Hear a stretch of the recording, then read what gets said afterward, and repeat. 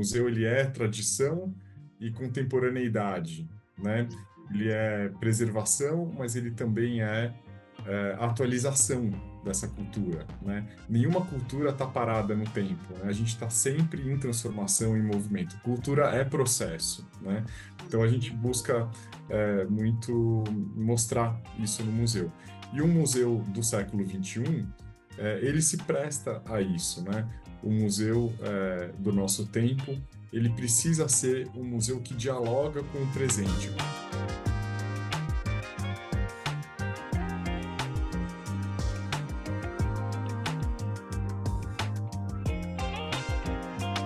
O Museu Judaico de São Paulo já nasceu com essa perspectiva, né, de atuar simultaneamente em duas frentes.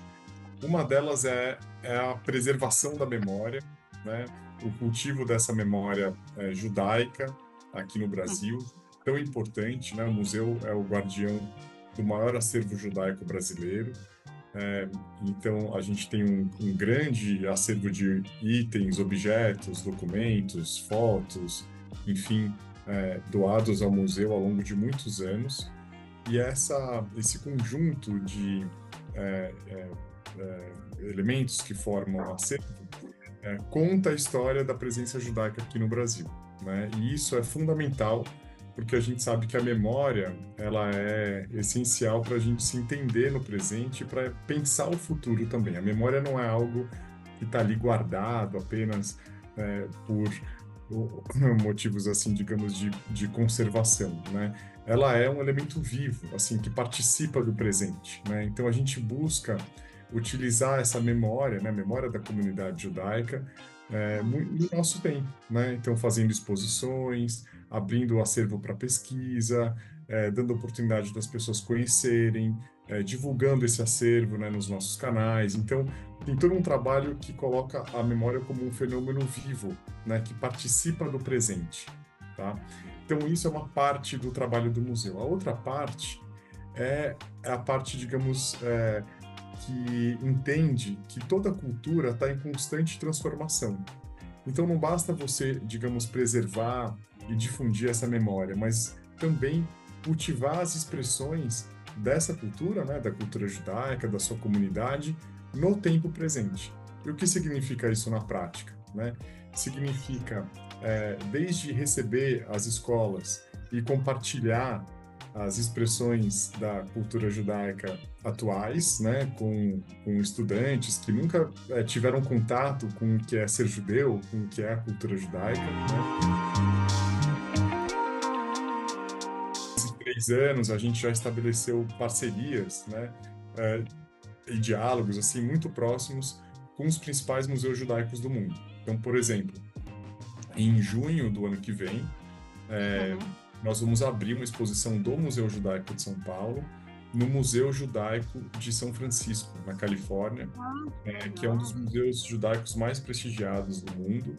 É um projeto arquitetônico do Daniel Libeskind, que é um importante arquiteto judeu que fez também o Museu Judaico de Berlim, né? Nós abrimos nesse ano uma exposição nossa, também da artista Gisele Beigemann, num centro cultural judaico importante em Toronto, no Canadá.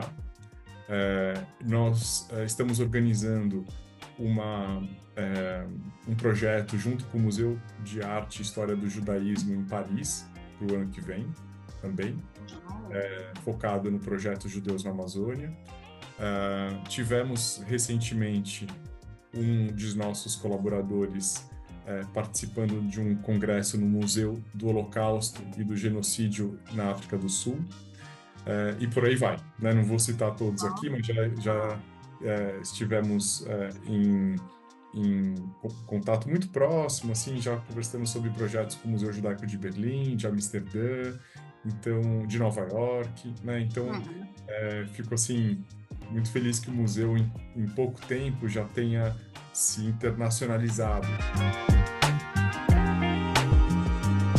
Olha, a gente já teve alguns episódios, sim, de antissemitismo, por exemplo, com uma suástica pichada enorme, assim, na frente do museu, no nosso portão de vidro, que foi logo retirada, né?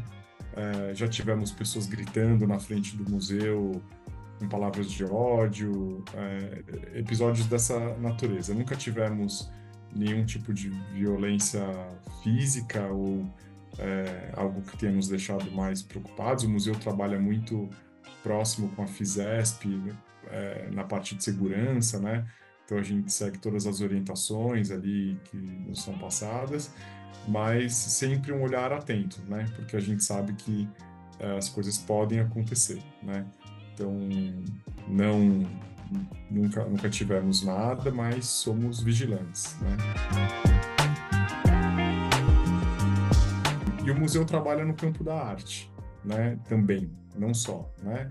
A gente faz uma série de ações que são muito ligadas assim às tradições judaicas, à memória, como eu estava contando, né? Eventos até mais próximos de uma dimensão religiosa, eventualmente, né? Então o museu ele cumpre esse papel, digamos, da tradição, né?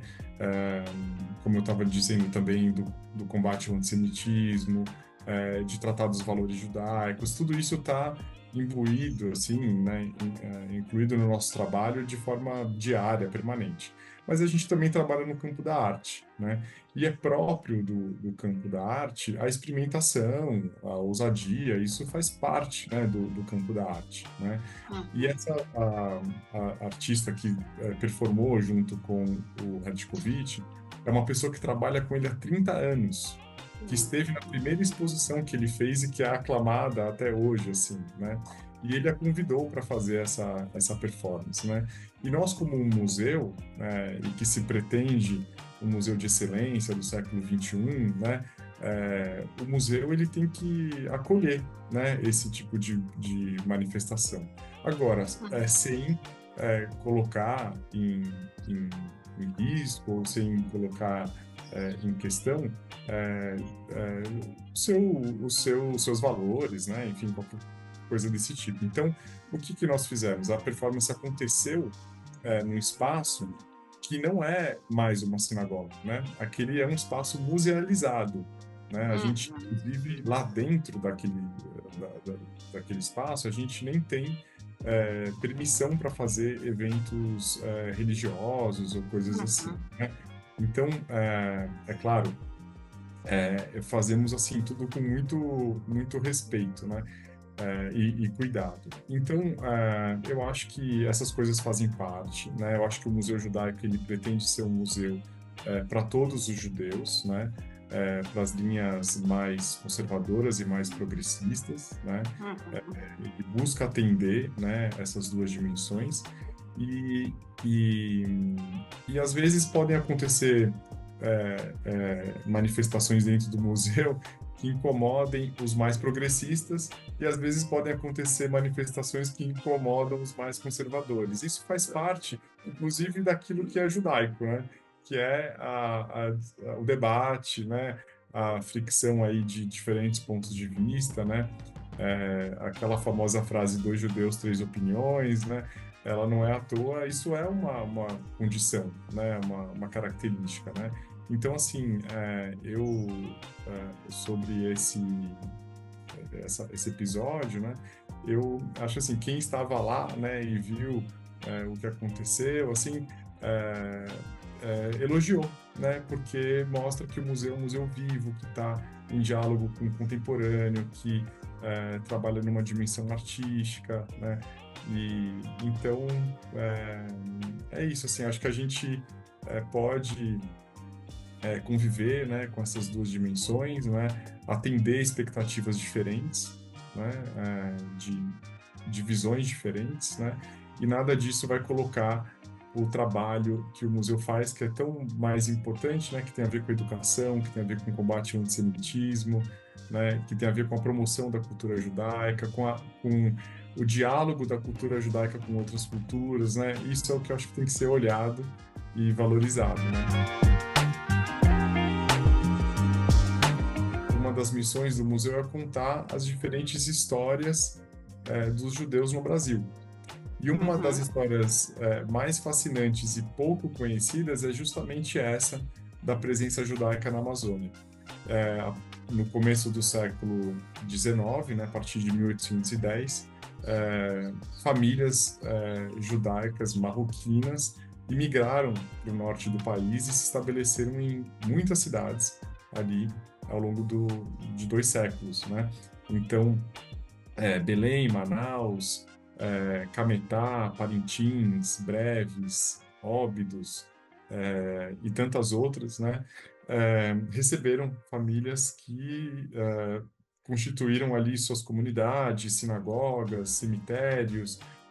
Muitos trabalhavam como regatões, né? Fazendo o comércio entre os seringais, né? Isso era na época do ciclo da borracha, ali da Amazônia, e entre os seringais e as vilas, as cidades, né?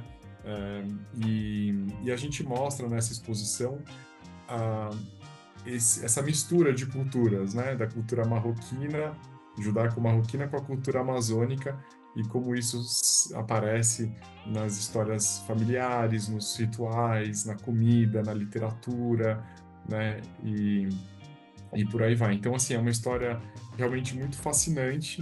é, e a gente tem itens, tem mais de 220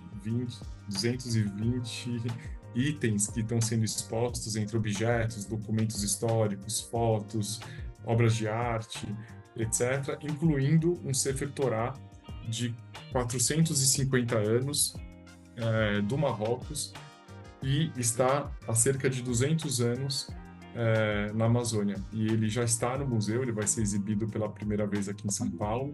Então, itens raros como esse vão fazer a visita valer a pena, né?